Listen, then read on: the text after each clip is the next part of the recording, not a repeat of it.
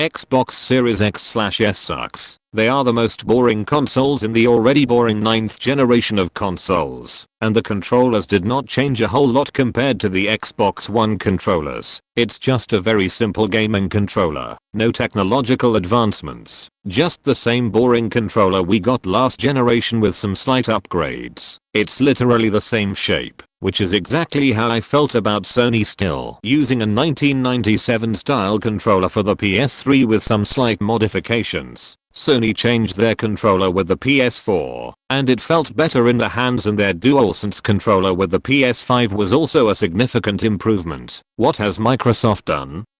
Very minimal upgrades. Yeah, it's easier to grip. The controller is all matte instead of glossy, which I actually prefer. But other than that, it's still the same controller with some slight modifications. The Xbox 360 was, when Microsoft peaked in the console wars, it was the closest they ever got to beating Sony, which they did for a while. But the PS3 would end up outselling the Xbox 360 by 3.4 million units. But ever since the Xbox One, they've been slowly killing themselves because of such shit advertising. The Xbox 360 has sold 84 million units, but the Xbox One and Series X/S were never able to reach that number because Microsoft is bad at marketing, which has basically allowed Sony to destroy them in sales.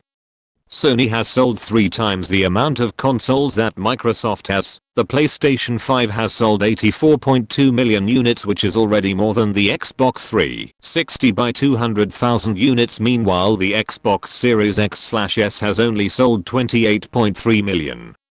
Hardware-wise, the Xbox Series X is actually better and can handle games better than the PS5, but not the PS5 Pro. Microsoft never made a Pro version of their current gen Xbox, but if it was more powerful than the original PS5, then why are they losing the console wars? Well, like I said earlier, it's bad marketing. The CEO of Microsoft Gaming is the most out of touch CEO I've ever seen. He has no idea what gamers really want, so he just keeps making things worse, which causes them to lose customers. Let's talk more about the marketing, starting with the Xbox One. The Xbox 360 was already a major success, but consumers were hoping for a next-gen experience that would be significantly better. But then they announced the Xbox One, and it was a total disaster. First of all, the naming scheme was confusing. People were expecting it to be called the Xbox 720, but they called it the Xbox One. But isn't the original Xbox technically the Xbox One? The PlayStation naming scheme was very simple and easy to understand, and Nintendo's naming scheme is at least somewhat creative, except for the time when the Wii U came out and was a failed console due to confusion. It was initially announced as an always online console, meaning it would require a mandatory internet check-in every day. It was also unable to play used games, which made it harder to resell physical games when you don't want them anymore, which seems like they are trying to force you to go all digital. They also focus more on the entertainment outside of gaming, which the Xbox 360 was already known for having. It's a fucking gaming console, and they are talking more about other forms of home media than literal gaming. It also costed more than the PS4 at launch, sitting at a $500 price point, while the PS4 was at $400. This was because the Xbox One came with Kinect, and they never sold it separately, which effectively killed Kinect, because most gamers actually didn't care about Kinect, and didn't want it. It was kinda like how the PS3 was launched at $500, while the Xbox 360 launched at $300.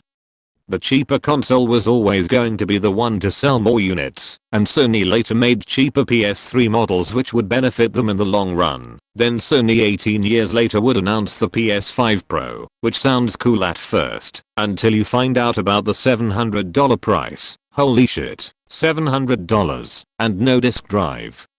The PS4 Pro launched at $400, which was the same price as the original PS4. Some people would argue it's due to inflation, but our income still remains the same regardless of inflation. They can't win with a higher price. They'll lose customers by pricing their consoles so high. Me personally, I just bought a PS5 Slim with a disk drive instead, and I was lucky enough to do it while Biden was still in office, because Trump's tariffs would cause the prices to increase. Microsoft never made a pro version of their current gen Xbox, because I guess the Xbox Series X was already their pro console and the Series S was the god-awful inferior pile of shit console. Let's talk more about the Xbox Series S and compare it to the PS5 digital version. The Xbox Series S was not just a digital Xbox Series X. It was a much weaker console and literally no one wants one. I remember going to Best Buy trying to look for an Xbox Series X, but it was still hard to get at the time due to COVID-19. All they had was the Xbox Series S. It was such a shit console that despite their production issues, they still overproduced the Xbox Series S because literally no one wants to buy one. The PS5 digital had the same hardware as the PS5, but didn't have a disk drive. You pay $400 and still get to play games with the best performance. Another reason why the PS5 was significantly more popular with gamers was because it has a better variety of games to play. I got my Xbox Series X in November 2022, but I hardly ever played any current gen games. I got my PS5 in October 2024 and had more fun playing it than I did with the Xbox Series X. I do most of my gaming on PC, so I hardly ever use my own consoles, but what I will say is the Xbox is definitely better at backwards compatibility. While the PS5 was only backwards compatible with PS4 games and the PS4 had absolutely no backwards compatibility, which is why I had no interest in buying a PS4 back then and still don't. My PS5 can literally do all the same things a PS4 can do, but also has its own library of games that either aren't available on PS4 or have significantly better graphics on the PS5. Kinda similar to how the Xbox Series X/S can do all the same things an Xbox One can do, while having its own library of games, which is why I got rid of my Xbox One. Then Microsoft thought it would be a good idea to do the whole "this is an Xbox" bullshit, which basically meant that any device capable of running Xbox Game Pass was technically an Xbox, which was basically just them saying, hey guys, you don't need to buy an Xbox because your refrigerator can play all the games. Last month, they increased the price of Xbox Game Pass Ultimate from $20 a month to $30 a month, which caused so many people to cancel their subscription. In fact, it was so bad to the point where the website crashed because too many people were canceling their subscription at the same time. Xbox Game Pass has only made Microsoft lose more money and the console wars. It is not good for Microsoft financially. They lost over $300 million because they included Call of Duty Black Ops 6 on Game Pass day one of release. PlayStation Plus Premium is actually still cheaper than Xbox Game Pass, but I just pay for Essential because I don't really care about the benefits that much. Xbox games were also made available on the PS5, which also defeats the purpose of even owning an Xbox, because you can just play those games on a PS5 anyway. The games seem to be selling pretty well, so Microsoft still gets paid for games that were originally exclusives. As a kid, I thought it would be cool to own all the current gen consoles, but now that I'm an adult and in the most boring generation of gaming, it feels like I wasted thousands of dollars for nothing. I have a lot more fun playing older games, even on my gaming PC, where I literally have games like Cyberpunk 2077, Forza Horizon 5, GTA 5, and Red Dead Redemption 2. I've been going to retro game stores more often because they have a wider variety of retro games compared to GameStop. It's kinda disappointing to see Microsoft fail so badly because the Xbox Series X is a really good console, but their marketing has got to be the worst marketing in history because it has only killed their chances of ever competing with the PS5. Even the CEO admits that they are losing the console wars badly.